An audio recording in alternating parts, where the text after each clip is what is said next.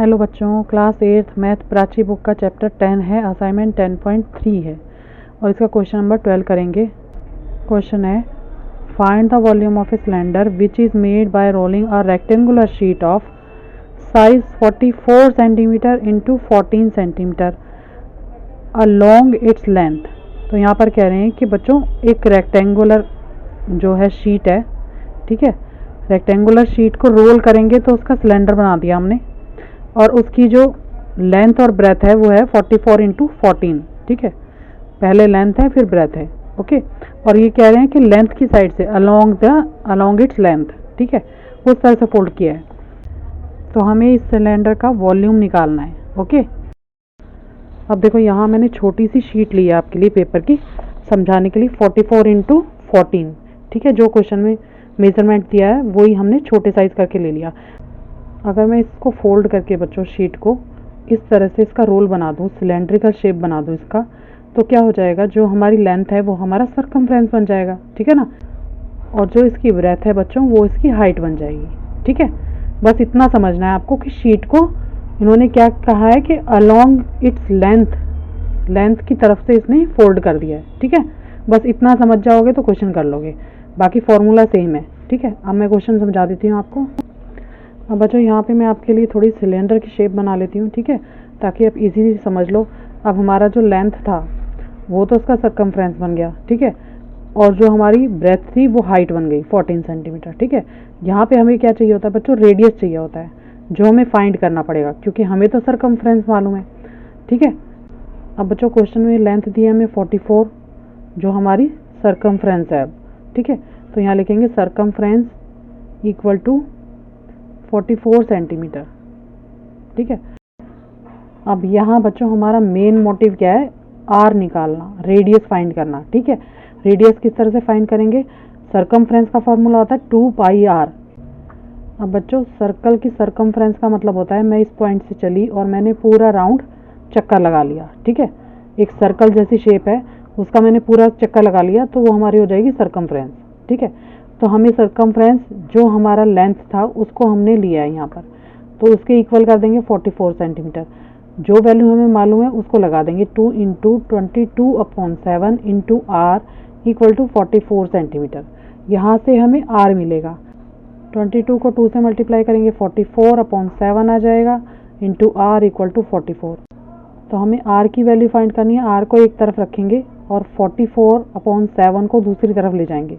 यहाँ पर ये क्या हो रहा है बच्चों, अपॉन में रेशनल नंबर है, जब भी रेशनल नंबर को दूसरी साइड ले जाते हैं तो मल्टीप्लाई का साइन लगाते हैं और रेसिप्रोकल कर देते हैं। 44 से 44 कट हो गया और हमारे पास आ गई रेडियस की वैल्यू जो कि है 7 मीटर, ठीक है। जब तक हमें रेडियस की वैल्यू मालूम नहीं होगी तो हम वॉल्यूम कैसे फाइंड करेंगे। अब यहाँ पर हम लगाएंगे वॉल्यूम का फॉर्मूला, ठीक है। तो साइड में ही कर देती हूँ उसको कैलकुलेट। तो यहाँ मैं आर लिखूँगी, आर मेरे पास आ गया 7 सेंटीमीटर, एच हमारे पास क्या है बच्चों 14 सेंटीमीटर, और किसी भी सिलेंडर का वॉल्यूम क्या होता है, तो लिखेंगे volume equal to pi r square H.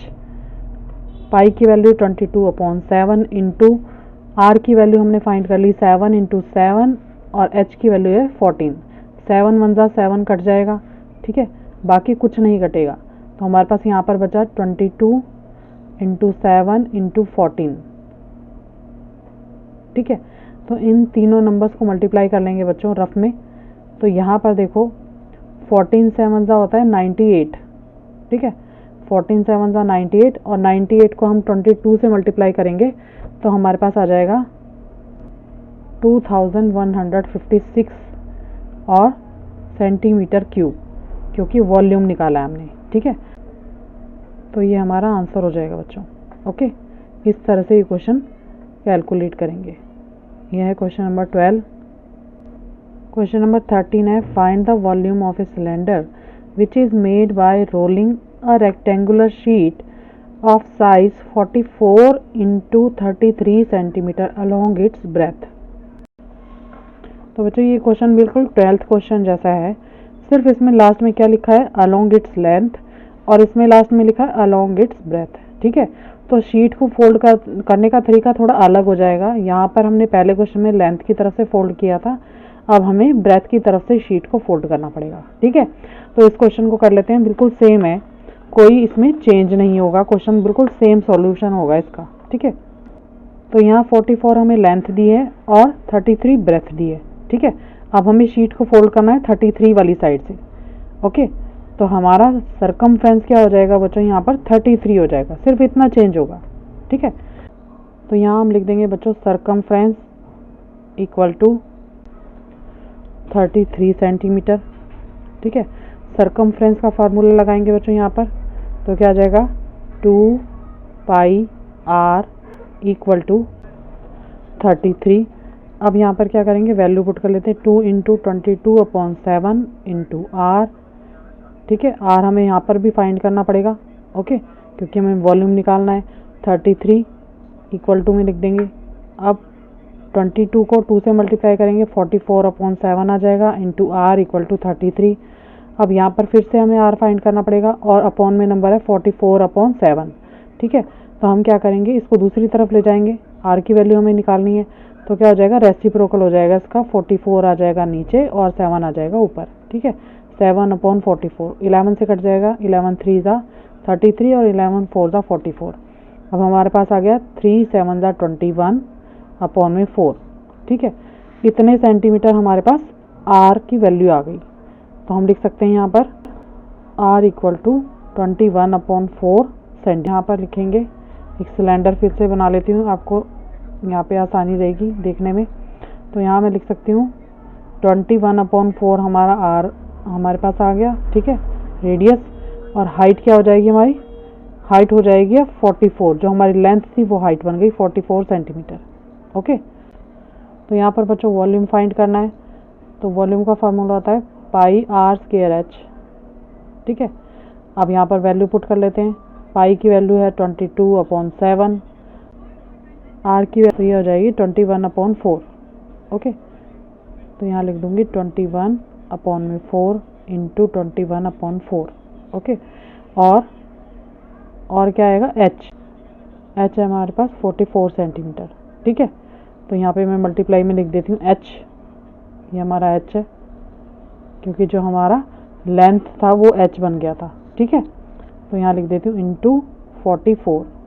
अब जो कट रहा है वो काट दो, 4 1 ज़ा 4, यहाँ पे कटेगा 4 1 ज़ा 4, 4 1 ज़ा 4। ठीक है, अब फिर कटेगा बच्चों 4, 2 से काट दो, 2 2 ज़ा 4 और 2 1 ज़ा 2, 2 1 ज़ा 2। ठीक है, और 7 से कटेगा, 7 1 ज़ा 7, 7 3 ज़ा 21। अब जो बच जाएगा उसको मल्टीप्लाई कर दो, यहाँ पे बचेगा मेरे पास बच्चों 11 इंटू 3 इंटू 21 इंटू 11। ठीक है, और अपॉन में 2, तो यहाँ लिख दूँगी 11 इंटू 3 इंटू 21 अपॉन में 11 अपॉन में 2। ठीक है, जब इन सारे नंबर्स को हम मल्टीप्लाई करेंगे बच्चों, तो हमारे पास आ जाएगा 7623 अपॉन में 2। और जब इन नंबर्स को डिवाइड करेंगे बच्चों, इसको 2 से डिवाइड करूँगी मैं, तो आ जाएगा हमारे पास, तो डिवाइड करने पे आएगा बच्चों 3811.5। ठीक है, और सेंटीमीटर क्यूब, ये हमारा आंसर आ जाएगा। ठीक है, ये हमारा आंसर आ जाएगा। इस तरह से इस क्वेश्चन को करेंगे। ठीक है, अब देख लो बच्चों, मैंने क्लियर आपके लिए दोबारा पेपर पे सॉल्व कर दिया ये क्वेश्चन। ठीक है, पहले थोड़ा कटिंग ज़्यादा हो गई थी क्वेश्चन में। ओके, यहाँ पर सारा रफ कैलकुलेशन भी आपको दिखाई दे रहा है। ठीक है बच्चों, अगर वीडियो अच्छा लगे तो प्लीज़ मेरे चैनल को लाइक करना, सब्सक्राइब करना। Thank you.